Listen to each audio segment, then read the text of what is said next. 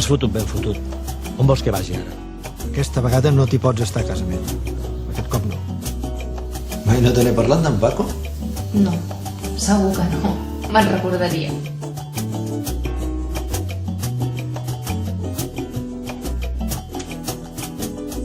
Jo comparteixo les meves inquietuds amb tu.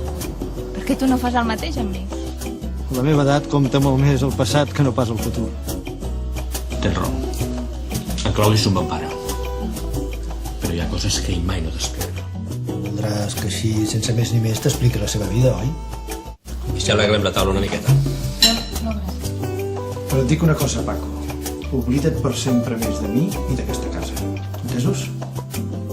Jo qui em crec que és a tu que ets el meu pare. Ell no és ningú. Si jo he acceptat les teves disculpes, com a mínim, penso jo, no me'ls hauries de regatejar.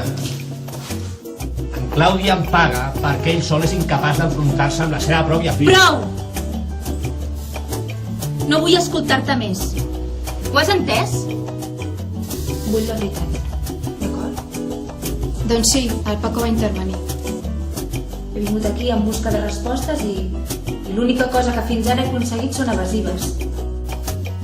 Jo sóc aquí perquè tu i el teu pare voleu que hi sigui. Sempre t'has aprofitat de la meva timidesa i de la meva inseguretat per xuclar-me la sang i tot el que es pugui. I ara? Ara encara tens la barra de queixar-te perquè m'he quedat un cotxe, que ni que te'l tornés per caritat no podries ni mantenir.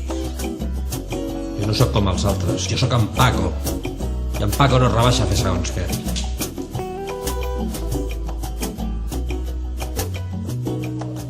Aquest Paco sempre acaba sortint-se amb la seva, Sempre, sempre.